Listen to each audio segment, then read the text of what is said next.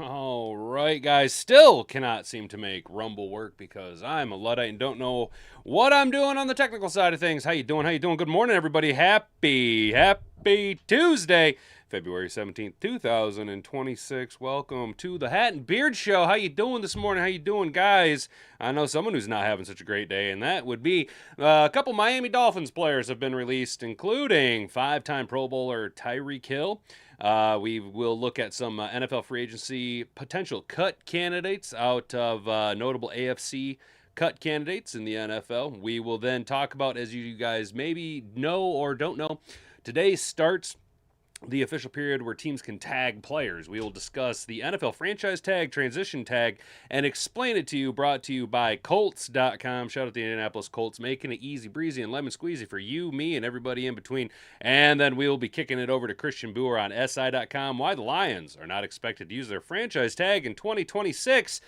And just a little walk down memory lane, guys. We haven't used the franchise tender on a player since Ziggy Ansah in 2018. That's quite a while.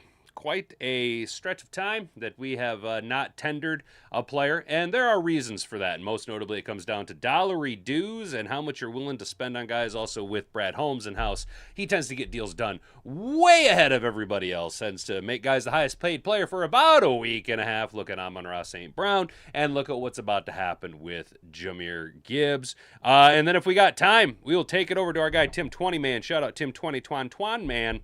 2026 Combine Preview, we'll be looking at some tackle prospects. You guys know all of the names. If we have time, we will see a little bit more of a detailed analysis from Tim 20 Man, the senior beat writer over at DetroitLions.com. Really irritated that Rumble wouldn't work for me today, guys, but we will figure that out. If you guys want to engage in the chat and be a part of Mad Hatter Nation down below, there's one small barrier to entry, and that is, well, yeah, you got to be a subscriber to the channel to engage in the chat. Turn the notification bell on so you guys can be notified every single time we go live, Monday through Friday, 10 to 11 a.m. right here at YouTube.com. Trying to expand out to Rumble, but I don't know what the heck I'm doing. Like the video, smash the like button, do it, make sure that you got, turn that thumb button into a spinning football. It's fun for everyone. And then, of course, share this video, share the link around with absolutely every single person that you know, anybody you've ever met. Even if you're just walking down the street and like, hey, how you doing? Be like, hey, you should subscribe to the Hat and Beard Show.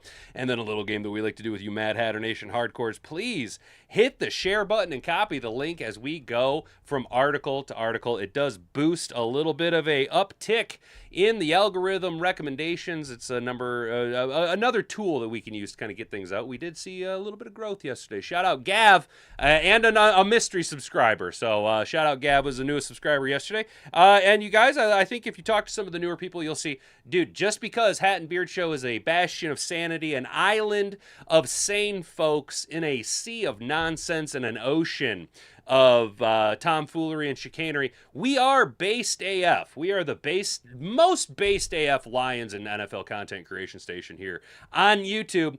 That being said, everybody here is pretty cool, man. Just because we're based AF doesn't mean we're not going to be open to conversation to you in the chat. And those of you who are buttholes and don't like what we do, well, we leave it up to you to go ahead and self-deport yourself off of Mad Hatter Nation. Guys, now that's all the way. Let's go ahead and get into the show. If you can say the word good, guess what?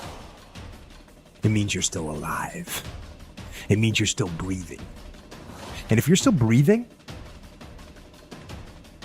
well, then hell, you still got some fight left in you. So get up, dust off, reload, recalibrate, re-engage, and go out on the attack.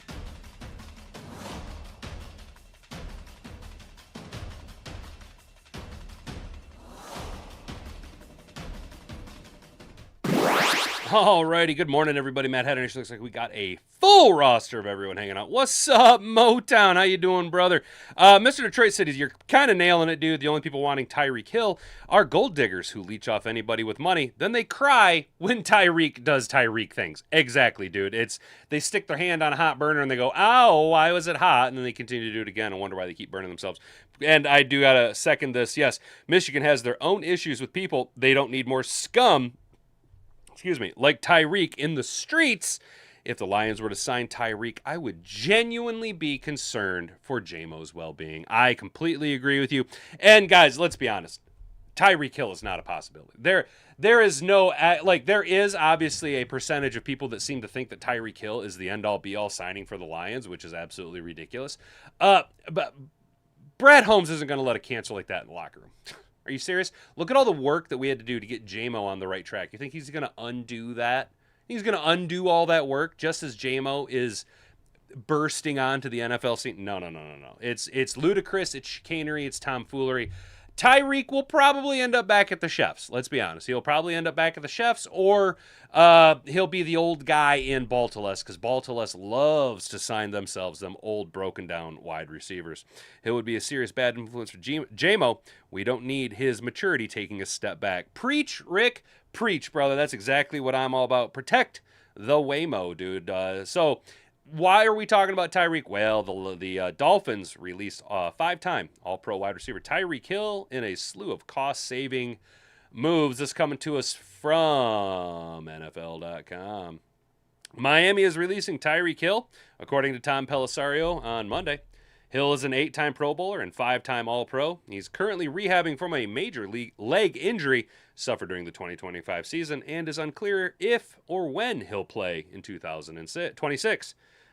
He added Hill would have had $11 million of his contract become fully guaranteed just this month. Prior to the Hill news, Pelissero also reported that Dolphins were releasing pass rusher Bradley Chubb, guard James Daniels, and wideout Nick Westbrook-Ikhine. The four cuts together clear over $56 million in 2026 cap space as head coach Jeff Hafley and general manager John Eric Sullivan begin to completely remake the roster. Just so we're clear, I am not completely opposed to the Lions making a play for a Bradley Chubb. But I don't want us to go and say we're going to go sign Bradley Chubb, and there we have fixed the defensive end problem.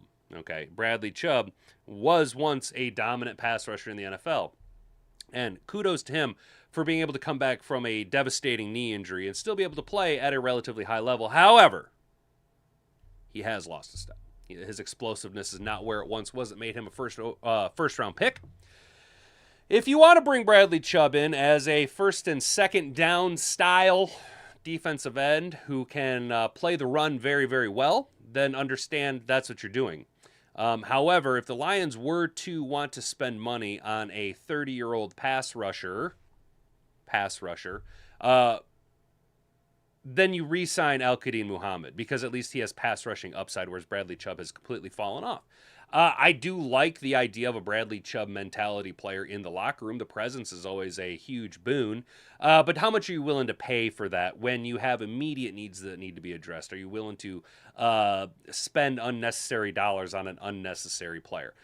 I'm not really for that, but if there is a very team-friendly deal that can acquire Bradley Chubb into the 3-1-3, I'm not opposed to it, but I'm not over the moon about us targeting Bradley Chubb. You guys know that I am a John Franklin Myers guy or Yetur Gross Matos.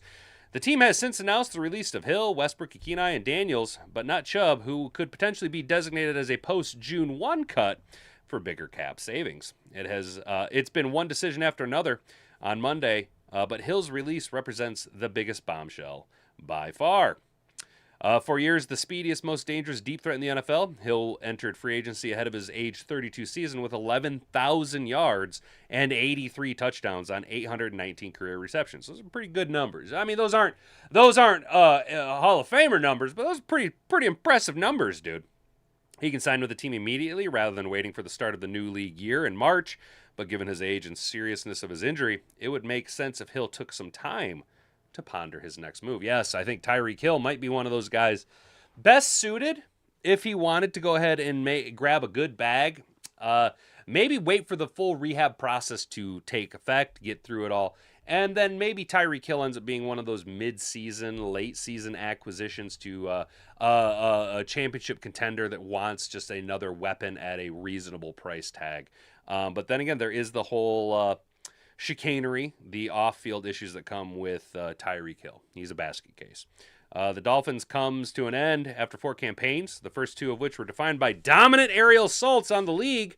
After his trade from the Chefs ahead of the 2022 season, Hill produced 2 consecutive 1,700-plus receiving yards, both of which came on 119 receptions, and in 2023 led the league with a career high in both yards, 1,799, and receiving touchdowns with 13. Yes, that's not something you can just, brush off, dude. Although it's unlikely his post-injury future looks anywhere near as dynamic as his past, he will remain an intriguing name for teams regardless of his recovery timeline. I see him signing with a team like the Jets. A massive rebuild for the wide receiver room is officially underway, similar to the Dolphins committing a pass-rushing facelift by parting with Chubb. It's a much-needed step after the Dolphins went from 2 straight playoff bursts to 2 straight seasons with losing records. The cap space created Monday puts Miami, which 24 hours ago was an estimated $17.4 million over the cap, in a better position to go after a few pieces in free agency to fill the gaps.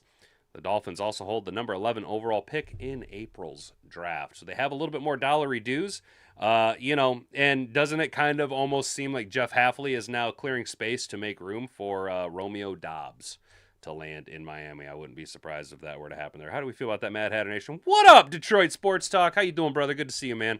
Maybe he'll sign with Henry Ruggs' teams. Yeah, maybe, dude, because he's borderline a criminal. At a certain point, you'll be able to have just a all-star lineup of wide receivers on the prison team, dude, with Henry Ruggs and Antonio Brown and probably Tyreek Hill eventually. You know what I'm saying? Lions block. Dolphins request to interview Bruce Gradkowski. Good, dude. I like Bruce Gradkowski, dude. I thought he was a fun flash player for like a few games, and then he was able to transition into the coaching ranks. I love the player turned coach, dude. I absolutely love it. That's awesome. Shout out Detroit Sports Talk, bringing in some awesome news for us, dude. Way to uplift us on a Tuesday morning, dude. Real talk on the field shit. Tyreek is saint compared to these boys' birth parents. Oh yeah, that's true. Alex Anelson has recently used social media to publicly air when he deleted posts criticizing the team's social media. Oh, no shit. So Detroit Sports Talk, are you kind of picking up what I'm smelling too? Anzalone's out, right? Like we're not bringing him back, dude. I highly doubt that. So we've been moving right along, guys. It helps when I don't just drone on and on and on and on and on in the beginning. So if you guys could go ahead and hit the share button, copy this link down on your clipboard before we get into more NFL news from Matt Okada. 2026 NFL free agency. Tua Tagovailoa, Geno Smith, among notable AFC cut candidates. So let's just go ahead and you've heard me say Tua needs a fresh start. He needs to be moved out of Miami. Miami needs to go away from the Tua Tagovailoa experience. And if Tua wants to have a career, he needs to go to a team that can build an absolute, ice wall of an offensive line around him. New GM Eric Sullivan and head coach Jeff Hafley have already set course for a rebuild, releasing 4 players. We talked about that. They cleared $56 million in cap space. They likely won't stop there, as Tagovailoa's time in Miami seems to be reaching its end. The biggest questions are, will he get cut or traded, and when? Cutting Tagovailoa before June 1st would result in a horrendous $99.2 million of dead money, while cutting him after that date would spread that money out over 2 years. It's still very painful. Roughly $40.5.2 million in dead money would also mean $11 million in cap savings, though the Dolphins would need to find a suitor and likely pay some of Tagovailoa's $54 million in fully guaranteed salary for 2026. Damn, dude. $54 million in fully guaranteed money just for next year to be a broke down, busted ass trash quarterback, dude. To make the trade more feasible. And any way you slice it, Tagovailoa's career in Miami has been extremely disappointing, and he will almost surely be gone before the 2026 season. Also, guys, Geno Smith probably going to be out of here with the number 1 draft pick in hand. A new regime in place. It's near locked. The Raiders will be moving in a new direction at quarterback this offseason. It also didn't help that Smith finished the 2025 season with a 19 touchdown, a league-high 17 interception, and 55 sacks. Boy, we thought we had it bad here with 39 here in Detroit. 55 sacks. Good Lord. An atrocious 84.7 passer rating that would undoubtedly some of the worst tape in the league, at least according to the writer's eyes. Cutting Smith only results in $8 million in cap savings while sinking $18.5 million in dead money. But unless head coach Clint Kubiak sees him as a worthy bridge quarterback to presumptive number 1 overall pick Fernando Mendoza, any juice would be worth the squeeze in Las Vegas. Pete Carroll is gone, and I'd be surprised if his hand-picked quarterback of the past is not soon to follow. This name also popped up. We won't go through everybody's name, but Tony Pollard. Now, I didn't realize the drop-off Tony Pollard has had. He's been relatively productive, but when you get into the metrics of his production, it's not what it once was. Pollard has quietly been one of the most consistent running backs in football the last 4 years, logging between 1,200 and 1,300 scrimmage yards in each of those seasons and scoring between 5 and 6 touchdowns in each of the last 3. However, it hasn't mattered much for the Titans, who went 3-14 in both 24 and 25, with Pollard leading the backfield. As Tennessee looks to rebuild around number 1 pick Cam Ward, it might make sense to ditch Pollard's $9.25 million cap hit and open $7.25 million in space for a more important position. The running back will be 29 years old in April and just logged his lowest average speed of 12.05 miles per hour and lowest rate of 15 mile an hour plus runs at only 11.6 in any season of his career. While he's been solid, holding on to an aging and semi-expensive running back is rarely a recipe for success, especially for a team trying to start over. However, and I do mean how and ever, Tony Pollard still has the numbers to back up his production. And if, look, $9 million in cap hit to open up $7 million, what exactly are you going to do with that $7 million, and what can you get with that $7 million? If you can get more value for that $7 million than you would get out of Tony Pollard, then that is something you need to address. But what are you going to do with the backfield position in Tennessee? You ain't got Derrick Henry no more, dude. Tony Pollard's probably your best option unless you're looking to make a trade for a guy. And what guy are you willing to trade, and what are you willing to give up for him? You know what I'm saying? Because, when you look around, obviously the two-headed attack. Now, maybe Tennessee is going, hey, you know what? We can open up this $7.25 million, and we can throw every dollar we have at Kenneth Walker. Maybe that's the road they're trying to go. Joe Mixon, also a cut candidate. Tennessee also looking to possibly move on from Calvin Ridley. Ridley has had a topsy-turvy career, playing for 3 teams and missing the vast majority of both the 21 and 22 seasons after Atlanta drafted him in the first round back in 18. This past year, he played just 7 games and totaled just 17 catches for 300 yards for Tennessee before breaking his leg in November. Now, at 31 years old and carrying a $26.5 million cap hit into 2026, he's likely headed to a 4th team or a retirement. Now, this is the option you want to go. Dude, you can get a lot more value for players with that $26.5 million than you can with Tony Pollard's 7.2. I do think Tony Pollard can still give you value for that 7.2. Now, if you look to add him, obviously maybe don't utilize that as your lead back, but maybe you start his transition into the veteran spellback, the running back by committee for the first few weeks, half season, maybe a full year before you hand the reins off to your young guy, your franchise shouldering the load running back with Tony Pollard there to spell him throughout the duration of his contract. That way, it's mutually beneficial. Tony Pollard is still a talented running back, just not as explosive as he was, say, 3 years ago. And that is what we see with NFL running backs. When they hit the wall, by golly, they crash dummy themselves right into the wall. Buffalo could look to move on from Curtis Samuel or Dawson Knox. Both possibilities. Knox signed a 4-year, $52 million extension in 22, and he made the Pro Bowl that season. He's been middling at best the past 3 years. Samuel can be cut for $6.1 million in cap savings, arguably a necessity given his lack of production.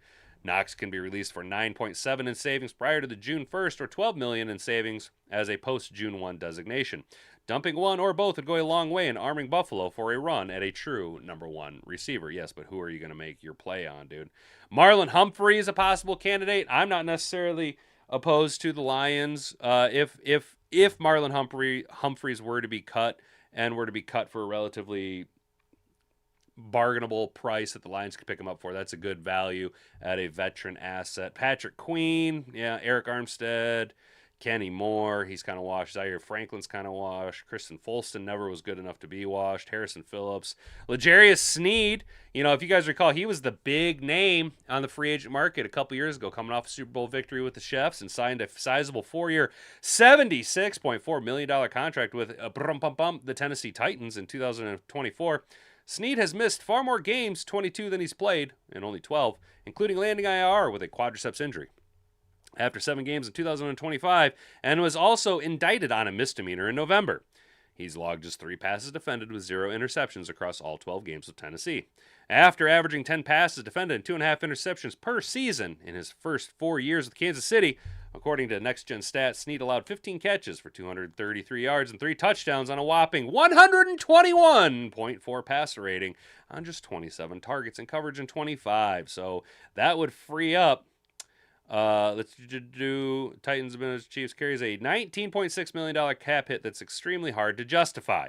The team can cut him for $11.5 million in savings prior to June 1st or $15.5 million as a post-June 1 designation and use the money to rebuild the offense or find more bang for its buck on defense. So he's just, I didn't understand why the people were paying the money for L'Jarius Sneed. I never seen the production on the field to justify that $76.4 million contract.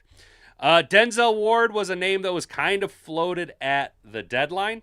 A 29-year-old player drafted in 2018 with the 4th overall selection. So high value, high draft pick for the Brown Eyes. Played 8 seasons there as a starter with 5 trips to the Pro Bowl and 104 passes defended. The most by a Brown since the stat was first tracked in 1991. At 29 years old, Ward may not be as elite as he once was, but is still a solid corner with years left to give. The problem is the money. Ward carries $32.9 million in cap hit in 2026, highest on the team outside of Deshaun I am a pervert Watson. And the Browns could save $20 million by designating him as a post-June 1 cut. Cleveland is a whopping $2.3 million under the cap and needs heavy improvement across all areas of the roster to work its way out of the NFC North cellar.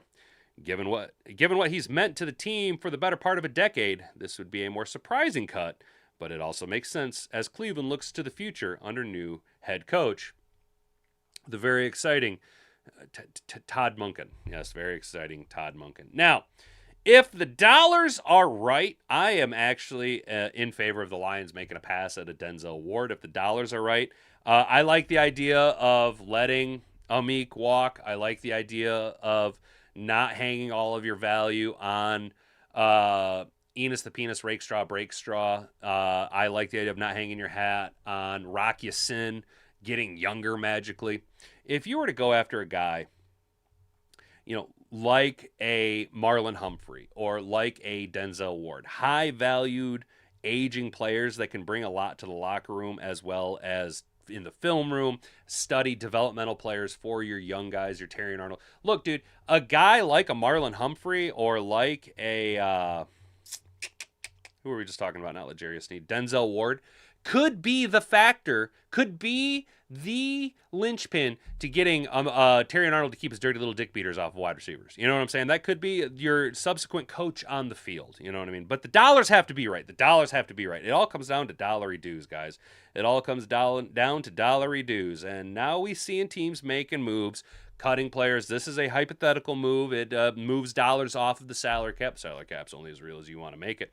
But another option the teams can do, as opposed to just sign or cut or trade, as they can use, you've heard us use the term, guys, tagging players. Now, I'm sure some of you are well aware of what the tags are, but some of you probably aren't aware of what the tags are, and that's totally okay. That's what we're here to explain to you guys right now briefly over here at Colts.com. Shout out to the Indianapolis Colts.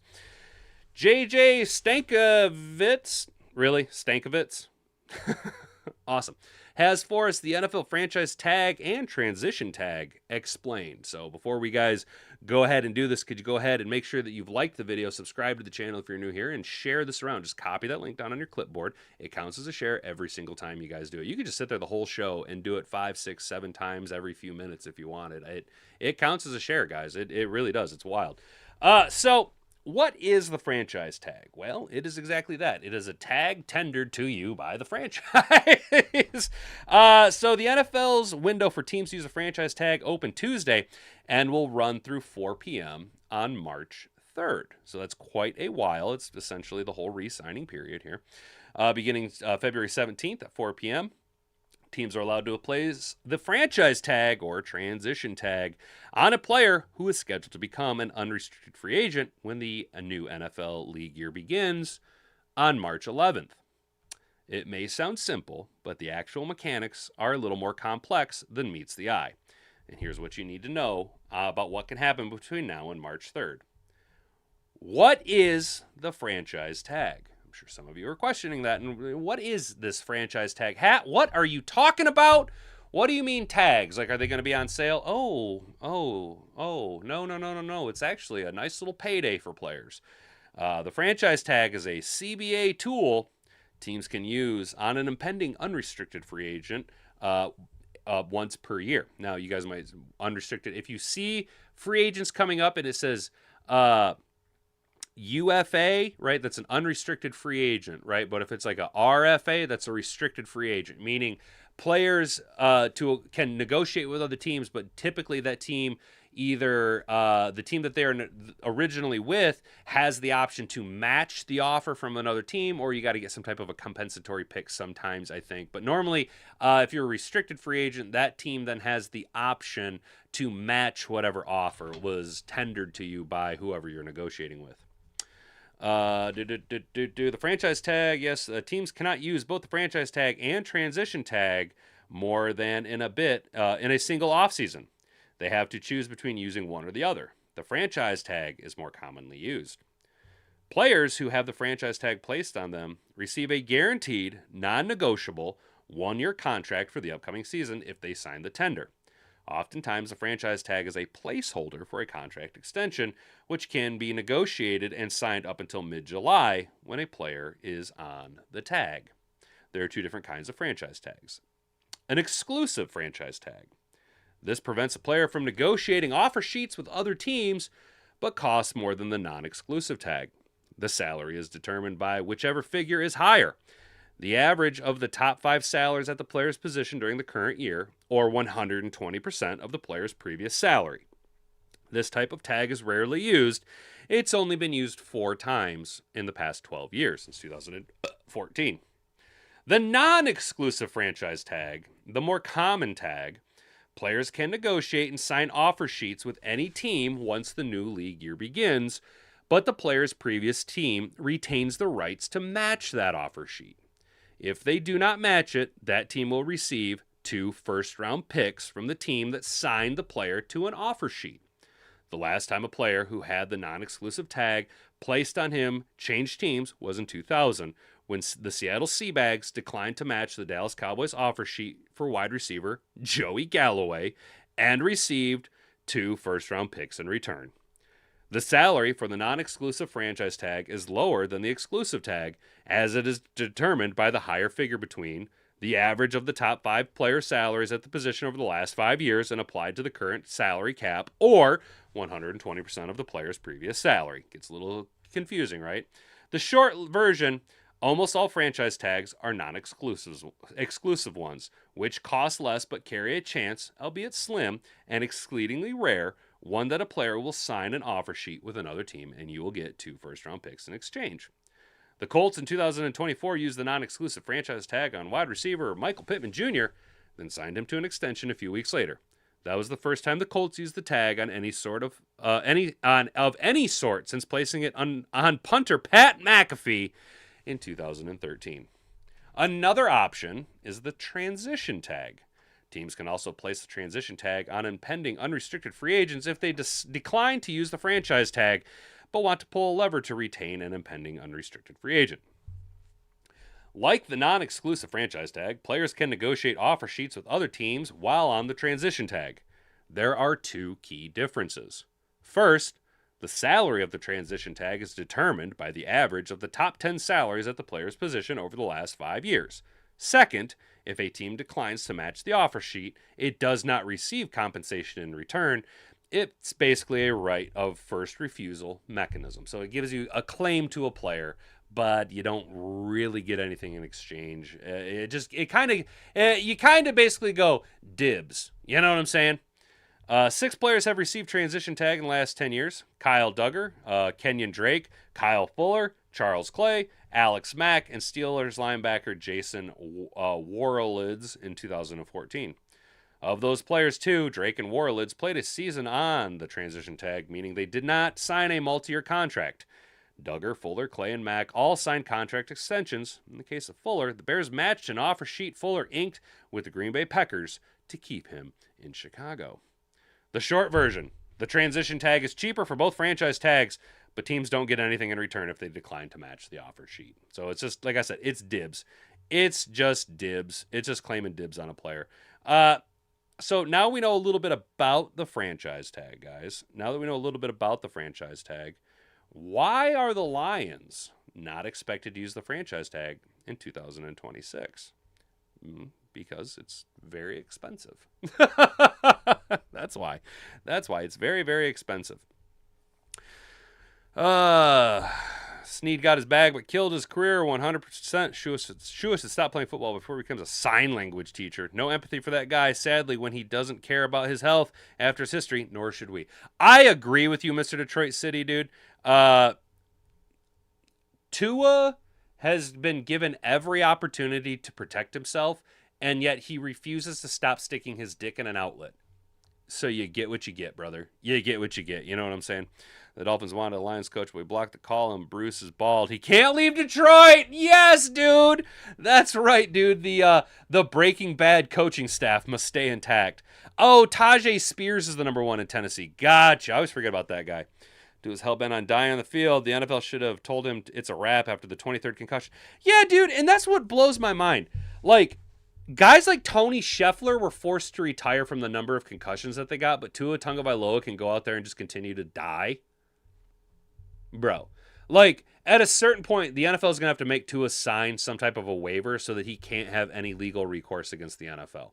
Because his brain's already mush. In 10 years, he's going to be like, I want to sue them. They let me get hurt. And it's like, no, dumb fuckhead. You did it to yourself. You kept going out there. You even refused to wear the Guardian cap, bro. Yeah, you look goofy as hell. You look like Toad out there driving around in Mario Kart with a stupid Guardian cap on. But, dude, for cripe's sake, statistically, the Guardian caps only reduce concussions that Tua Tagovailoa exclusively gets. They should just call it the Tua cap, bro. Legit. For real, dude. For real. The future of Anal Zone and Detroit Lions is uncertain after 5 seasons ago. Anal Zone's contract situation with the team was highly publicized. Yes, it was. That's what. Yep. I remember that, dude. Could we hypothetically use a franchise tag on Anzo? Twisted. Yes, we could use it, but you're gonna have to pay him a lot of money. You have to pay him a lot of money, and he ain't worth it. I think Anzo's time in Detroit is done as well. Detroit Sports Talk. I completely agree with you. I think so too. Just think he was worth more money than Barnes. Twisted. Yes and no. He was at one point worth more money than Barnes, but I'm glad we didn't spend Barnes' money on Anzalone considering the drop-off he had this year. You know, could you imagine if we were still locked under contract for, $13 million a year for the next 2 seasons, watching an aged and decrepit Alex Anzalone try and keep up with players twice his speed and half his age? You know what I'm saying, bro? It's just wild. AG just stole Rex's son from us. Oh, damn. Ben's been poking around Coach Fraley with friends like this. Who needs enemies? Yeah, Twisted. I seen that Coach Fraley was getting a little love from Small PP Benedict Arnold, Osama Ben Johnson, the trader in the Windy City. But Ben Johnson can get fucked, stay fucked. You know what I'm saying? Sounds like a law firm name, 100%. They do look like Toad, don't they, bro? With the Guardian caps, with the Tua hat. The Tua hat makes them look like Toad, dude, from Mario, dude. Legit. So Ziggy Ansah remains the last player the Lions have used the franchise tag on, guys, and it's kind of wild, But when you think about the dollars, it makes sense. We work on, at least under the Brad Holmes era, we tend to operate under long-term deals, not one-year overpaid contracts. Yes, there has been a few prove-it deals, but it's never been an overly expensive Emmanuel. What was his name? Oh shit. Oh, that corner who tore his knee up in San Francisco and then came here and tore his knee up And then we signed him to I want to say Emmanuel Wilson. Oh, fuck. No, Emmanuel Mosley. Is that it? Is it Emmanuel Mosley? Is that who I'm thinking of? And then Brad Holmes does have a bad habit of paying these guys, but the 1-year deals aren't. Emmanuel Mosley. Thank you, Mr. Detroit City. Thank you, bro. That's who it was. Yeah, Emmanuel Mosley.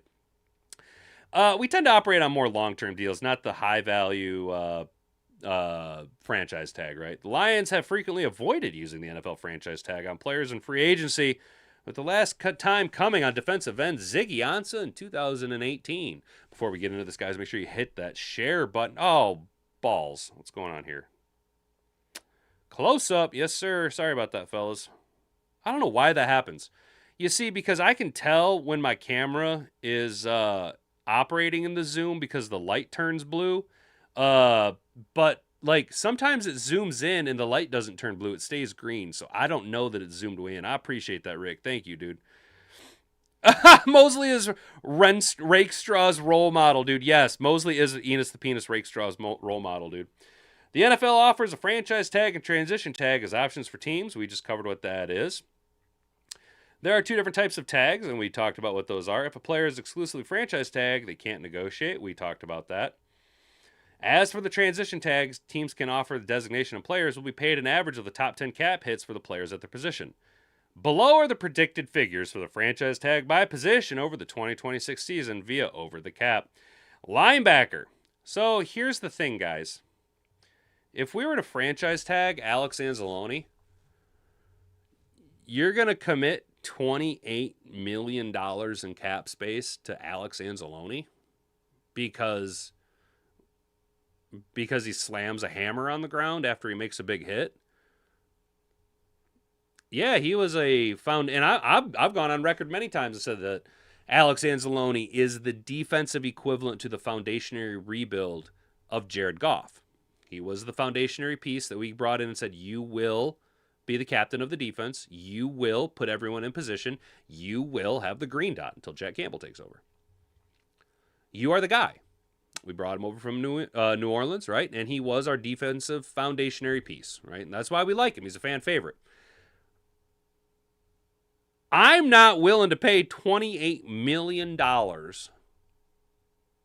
an aged Alex Anzalone on a franchise tag simply because he's a fan favorite. I would be more inclined to pay $14 million on a franchise tag to a running back. Infinitely more impactful of a player than Alex Anzalone is. Look at this. Look at this. Wide receivers. So you're telling me that a wide receiver franchise tag, that you would pay the equivalent of tagging JMO as tagging Anal Zone. Believe it or not, guys, linebackers and wide receivers have the second and third highest average franchise tag behind quarterbacks. 28.8, 28.1, and the highest being $47.3 million. After that, you're looking at defensive tackles, defensive ends, corners. Damn, special teams only getting $6 million. Safeties only get $20 million. Corners only getting $21. Offensive line gets $27. That ain't bad. I just don't see it. I don't see it, dude. I just do not see it. You know what I'm saying? 28 is a little nuts. Yeah, dude, exactly. Exactly. Yeah, or 28 mil. Yeah. And so that's kind of the thing, guys. You have to look at the numbers of it and think about it like that. Are you willing? You know, last year at this time, we were considering possibly a franchise tag on Jameson Williams, right?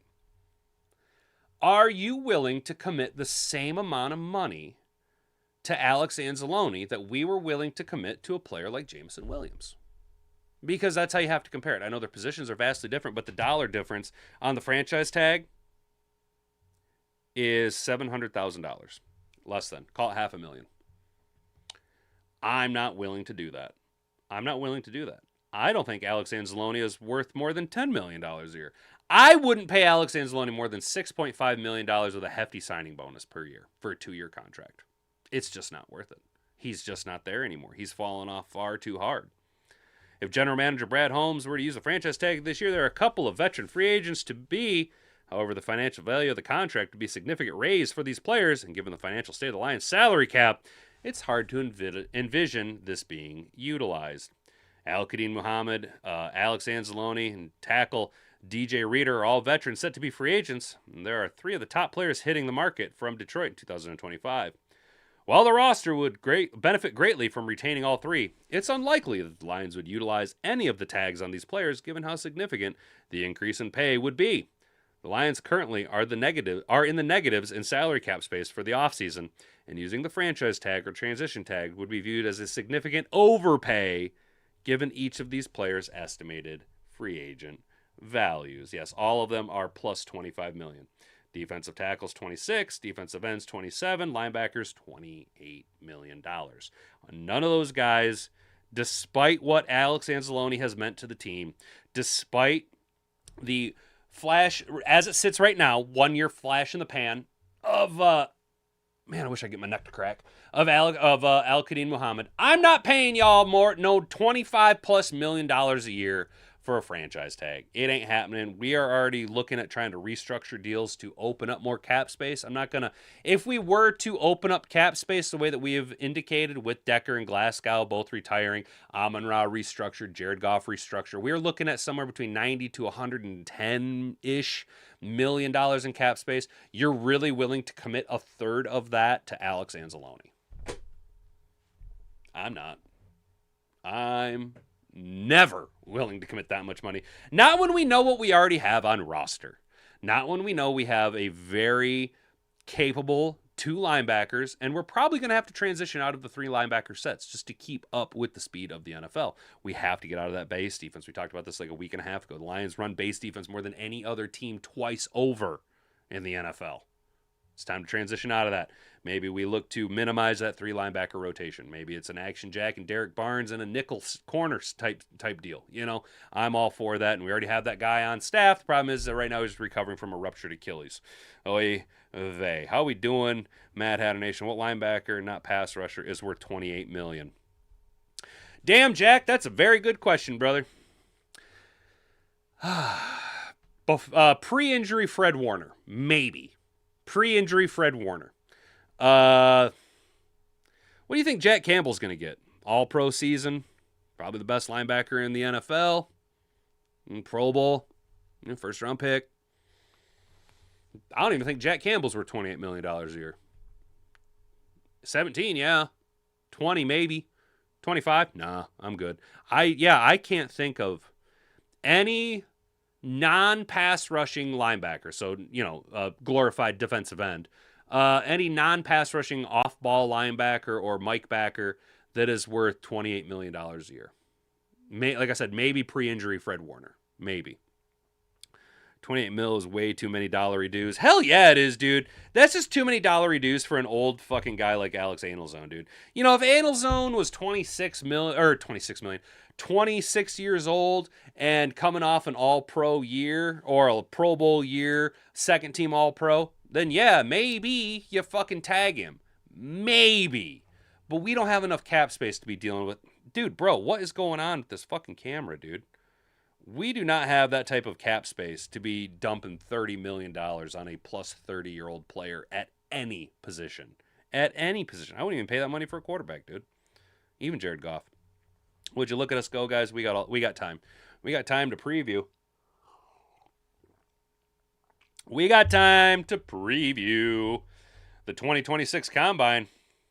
Let's look at our probably what is one of the 2 most discussed positions for the Lions to go at 17, right? And that is offensive tackle. Regardless of Taylor Decker retiring or not retiring, we need the replacement for Taylor Decker, and we need him in-house. And we need him in-house now. Okay. Now, Grandma Wagon Taylor Decker's retirement. Okay. If Taylor Decker doesn't retire, I really don't think he should stay playing. I am encouraging Taylor Decker to retire and start his career as a Roy Anderson impersonation actor, right? Now, you guys know who Roy Anderson is? It's Roy from The Warehouse at The Office, right? Tell me Taylor Decker and Roy from The Office don't look exactly the same.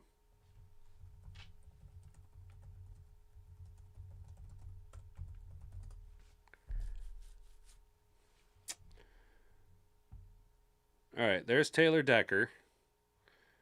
Where the hell is Roy from Roy Anderson Office? Tell me Taylor Decker and Roy Anderson from The Office don't look the same. David Denman. Yo, the camera likes my beard. I'm glad the camera likes my beard. But yo, tell me that Roy Anderson and Taylor Decker don't look the same.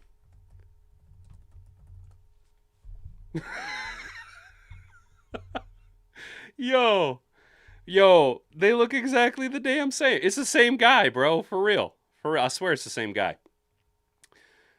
So Decker, we need Decker to retire. We need that cap space. Yes, dude, 100%. What's up, Carrie? How you doing? Isn't going to ask for that much. I hope not, dude. If Anzo wants to stay, it's got to be on a team-friendly deal. How you doing this morning, Carrie? Good to see you, brother. Good to see you, dude. My attitude towards Decker and Glasgow is effed up because what if Ragnow did, not trying to get bit twice. Oh, yeah. Here's the thing, man. I like operating under the assumption that Glasgow is too broken down and Decker's family is going to talk him out of any type of resurgent, comeback if he were to retire. Okay. So I like operating this offseason as it stands right now under the assumption that Taylor Decker is going to retire. Now, if Taylor Decker doesn't retire, we grandma wagon this conversation. If Taylor Decker doesn't retire and he stays, you allow the veteran to continue to play at the starting position until he proves that he physically cannot do it this season. Be it that he is on roster, you still draft his replacement. You just go younger. If Taylor Decker doesn't retire, you pretty much peg Caleb Lomu in at that tackle spot because he is young with developmental needs as far as his raw athleticism is there, but there are still some tweaks that need to be made, which is why he's dropped out of, say, the top 15, subsequently sometimes even the top 20 of the first round. Taylor Decker and Caleb Lomu make a perfect pairing because it allows Decker to operate as that coach on the field and develop Lomu along nicely. If Decker does retire, then you need to be aggressive about the tackle spot. Then our guy is, at least in my opinion, there is no other name on the board that I want to go after aggressively at the tackle spot other than Spencer Fano. Spencer Fano is my guy. That's my guy right there. Now, we could go infinitely different directions, right? I am sold on Keldrick Faulk going in, for our defensive end at 17 because the tackle room is so loaded this draft class. There are plenty of options to go in later rounds. There is flexibility to be had. We need Decker to shit or get off the pot, though. We need Decker to shit or get off the pot. So our first prospect is Spencer Fano, the 6'6", 308-pounder out of Utah, a 3-year starter with experience at both tackle spots. Fano excels in the run game with his combination of athleticism and movement skills, and still has room to build his frame up to handle bigger bull rushing edges in the NFL. Francis Mauigoa, kind of a guy who, look, I think we all get a little bit glossy-eyed over Fano because we see how good Penei Sewell is, and I basically am a one-to-one comparison of the two of them, right? Then the other guy that everyone gets a little glossy-eyed over is the human mountain out of Alabama, Caden Proctor, because he's 6'15" and 7,000 pounds. He's also, at least based on what I've seen on Reddit, he's a slapdick. All right, he is not a Dan Campbell, Brad Holmes, Detroit Grit 313 guy. I am not high on Caden Proctor, right? Another name, though, that kind of gets lost of the big three tackles is the third guy, Francis Mauigoa, out of Miami. 6'6", 333 pounds, a 3-year starter at right tackle for the Canes. Mauigoa has the same frame of an NFL guard, but the athleticism and movement skills of a tackle. He allowed just 2 sacks and 9 total pressures this past season, helping lead Miami to the national championship game, where they ultimately lost to Indiana. Caden Proctor, the living mountain, 6'7", 366 pounds. Proctor is an enormous tackle with remarkably good feet and athleticism for such a massive frame. He was used as a skilled player in the backfield at times and even caught a pass, which speaks to his athleticism. He's a mauler in the run game as well. Before the 2025 season, Proctor squatted 815 pounds, benched 535, and power cleaned 405 pounds. That's absolutely insane. He's also a slapdick. The number 4 guy here is my guy though. I'm really high on Caleb Lomu. What up, American Boxer? What's up, brother? How you doing, man? I was thinking about you. I was like, man, I hope he's okay. I didn't see you in the chat yesterday, dude. I was hoping you would still be kicking around, dude. You never know, dude. Never know. I was hoping you'd drop by, dude. Draft analysis think there's a lot of upside with Lomu as he builds out his frame and core strength once he gets into an NFL weight program. Lomu plays with good technique and has all the tools to be a good tackle in the league as he adds muscle and experience. So you see now why Lomu is my guy. It gives us more flexibility if Decker doesn't retire. If Decker stays and comes back for next year, Lomu gives you more flexibility to trade out of 17, acquire more picks. He'll still be there post-2025. Hell, he might even slide into the second round to see it, depending on how aggressive people go after corners and edges in this first round of the draft, right? But I think Lomu would be a good project player, much farther along in his development than a project player, say Giovanni Manu, but a good understudy for Taylor Decker. You know what I'm saying? Monroe Freeling is a guy kind of lost in the sauce. 6'7", 315 pounds, a starter at left tackle for the Bulldogs in 2025 with plenty of room to grow, having just 16 college starts to his credit. So here we see a very raw, what they would call a raw athletic, needs a little bit more polish, right? And then maybe not someone you want to see being taken in the first round. As you kind of get to the Lomus and Freelings, once you get out of the top 3 prospects in most positions in most classes, you start to see a little bit more raw, a little bit more polish here, a little bit more polish there. The reality is that all these players play at an incredibly high level, and it comes down to more so what they've got upstairs and what they've got downstairs. You know what I'm saying? But if he can continue to play at a high level, despite not having a huge sample pool at a collegiate level, you know what? The guy could have a flourishing career. He has an ideal frame and athleticism to be a starting left tackle for a long time in the NFL. I don't like drafting players just based on their physical attributes. Again, the sample size isn't really there. Now, if the Lions were to go like a Keldrick Folk in the first round and say Dingbat Magoo here, Monroe Freeling is there in the second round, you want to go that route, I'm okay with.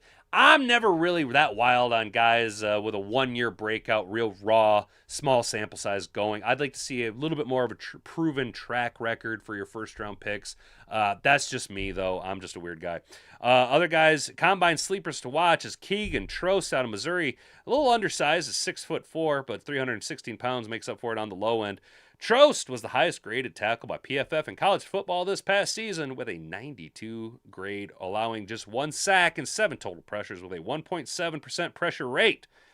He has the flexibility to move inside and play guard as well. Now, that is something I've discussed about with a guy like a Gray Zabel out in Seattle. Drafted as a guard, right? They designated him as a guard, which allows... it comes down to the wording of the contract and the overall salary adjustment based on positional needs. If you draft a guy and you're like, yeah, no, we're going to play him at guard, but he can play tackle, you end up with more financial flexibility in that position. Just how big a need the tackle position is for the Lions depends on Decker's retirement decision and any possible move the Lions make to add the position via free agency. If Decker, who turns 33 in August, decides to return in 2026, the Lions don't have a proven successor waiting in the wings or a reliable backup and swing tackle currently on the roster.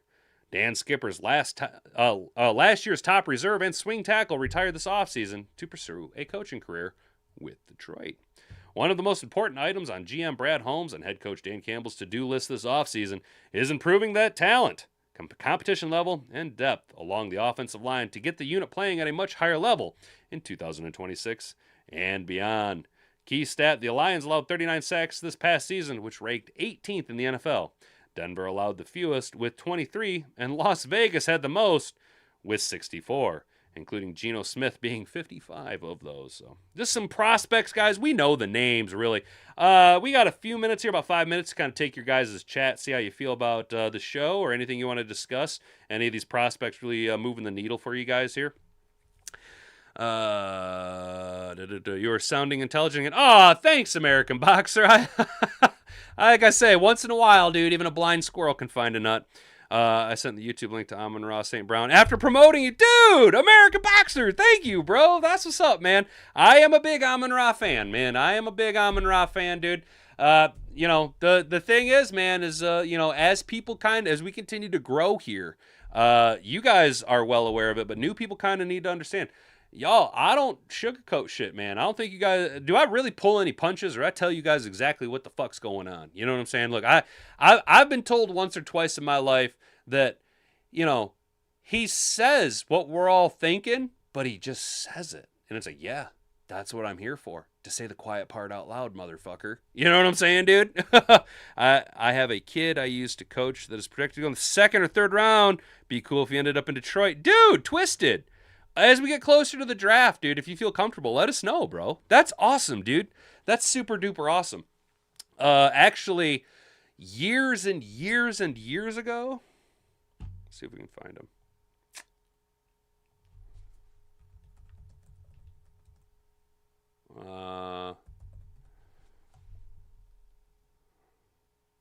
Yeah, dude.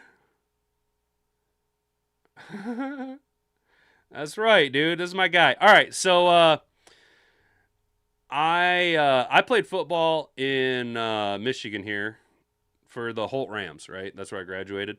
And there were two brothers, right? A year ahead of me was Tyler, and Tyler was a fucking beast, dude. Like, Tyler was getting all the D2 offers, dude. He ended up going to Grand Valley and playing at Grand Valley until a heart condition forced him to walk away from football. He's now a football coach, last I knew he was a high school educator, and I'm pretty sure a football coach. Him and Mitch also did that. But speaking of people that that played for the Lions, dude. So Tyler's little brother was Austin, all right? And Austin was a sophomore my senior year. We played together, right? So he was a starter, I was a starter. We played together my senior year, dude. Austin ended up going to Ball State, right? And played at Ball State. And obviously, he didn't have like a crazy NFL career, okay? But Austin Holtz is a former American football offensive tackle who signed with the Detroit Lions as an unrestricted free agent in 2013 out of Ball State. He signed a 3-year deal with the Lions in 2013. That's pretty cool, right, dude? I knew this guy, man. Little Austin Holtz, dude. Dude, little Holtz, dude. Little Austin Holtz ended up playing in the NFL for a little bit. Obviously, it wasn't, a long-term career guy, but you know what, dude? I think that's pretty cool, bro. Little Austin Holtz made it to the NFL a long time ago. America, hell yeah, Mr. Detroit City, hell yeah, dude. So, it's some cool things, some stuff. Well, guys, that's probably going to be it for today. As you are all aware, I was on vacation for a week, and today is my first day back. And I don't like my job. I don't like going to work. I don't like the people that I work with. So what I need you guys to do is share this around. I've come to realize that the only way I'm going to be happy is if I work for myself. And the only way that's going to happen based on the legal documents I was forced to sign with my current employer is I have to do it through here. I'm not allowed to have a second job outside of here or own or operate a business outside of here. So I can do this quietly. Same engineering program, magnate program at Forest. Fun fact, I went to school with gold medal Aaron Johnson. No shit, dude. That's wild, bro. That's fucking insane. Speaking of Olympians, did you guys see, you guys remember Javid Best? And he ran in the Olympics for his dad's home country. I don't know if you guys have seen this. Javid Best is a fucking cop now, dude. He's a cop in San Francisco.